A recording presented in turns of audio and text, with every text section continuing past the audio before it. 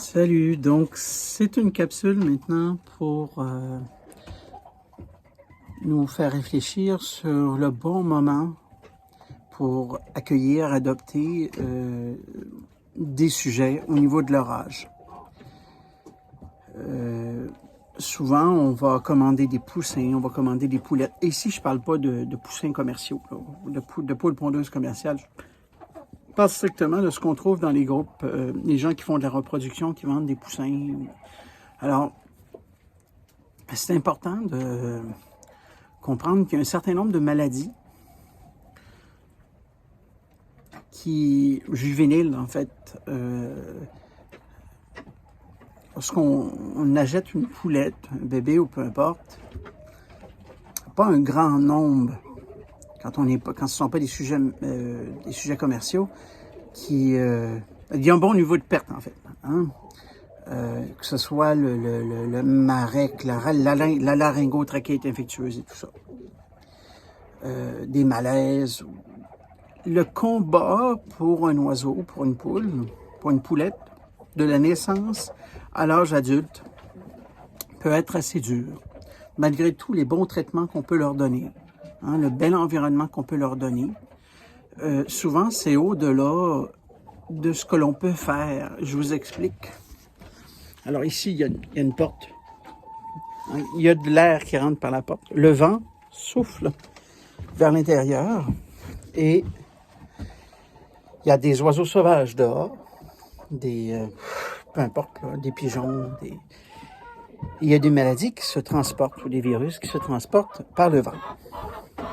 Ça entre dans le poulailler et ça peut infester notre poulailler.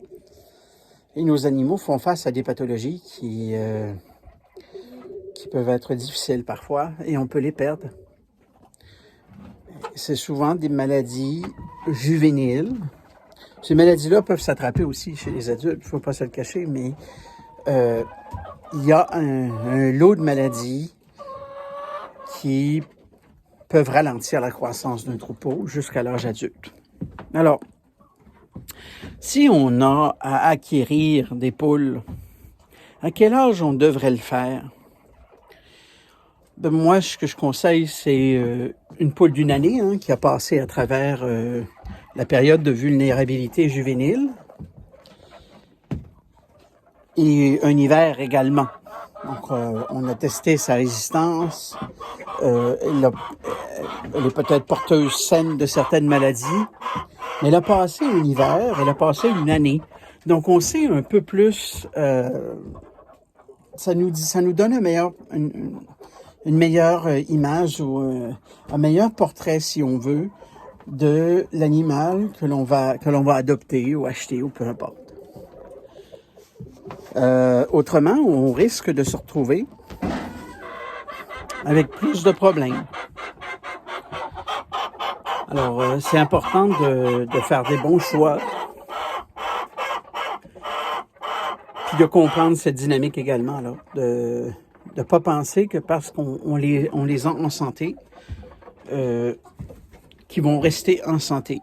Ça, il y a les facteurs génétiques, il y a les sensibilités à certaines maladies, il y a des choses que l'on ne contrôle pas et que l'on peut très peu corriger une fois que le bal est parti.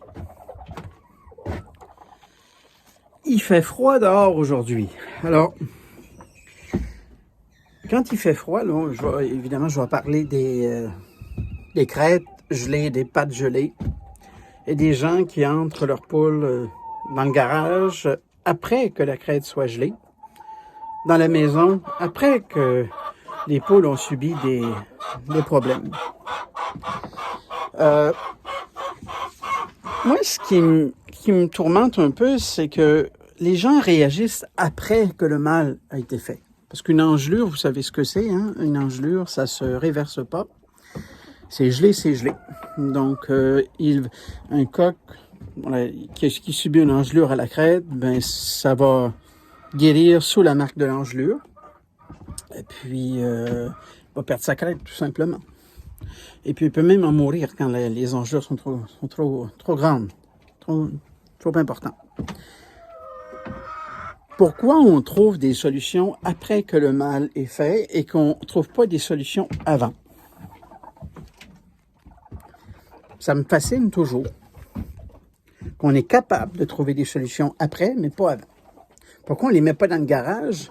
Si on regarde la température, là, pourquoi on ne les met pas dans le garage avant que ça arrive? Hein? Puis après ça, ben, on est sur les réseaux sociaux, puis on crie au secours, qu'est-ce que je peux faire? Pas grand-chose à faire, en fait. Hein? Le mal, il a été fait.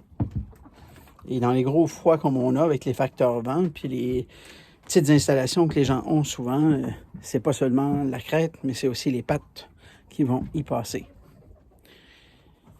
Alors, j'invite peut-être à réfléchir sur le fait que il faut toujours être proactif à anticiper des problématiques possibles. Quand il fait froid, il fait froid. Une poule, c'est résistant au froid, mais il y a quand même des limites. C'est un être vivant. Hein? On s'entend là-dessus. Je vais vous montrer avec quoi je chauffe le poulailler, moi, là. Alors, c'est un Dynaglo chez... je l'ai acheté chez Canadian Tire, je crois. Je n'ai toujours deux, hein, au cas où il se passerait quelque chose. Puis ça branche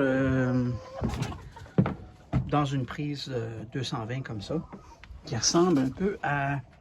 Je peux vous montrer un peu comme ceci. Alors, voilà.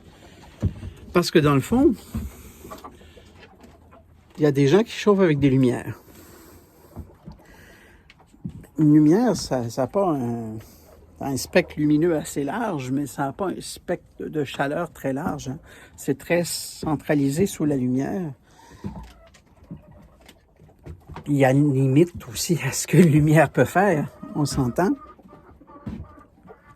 Et il y a les risques de feu aussi qui sont liés à la lumière. Alors, bref, la leçon, c'est avant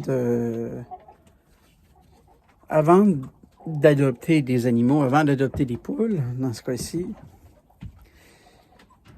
ce serait peut-être bien de passer un peu de temps à faire de la lecture, puis à regarder vraiment ce qu'il faut pour nos poules, au lieu de réagir après que le problème soit arrivé. Alors sur ce, je souhaite de passer une très belle fin de journée. Salut bien.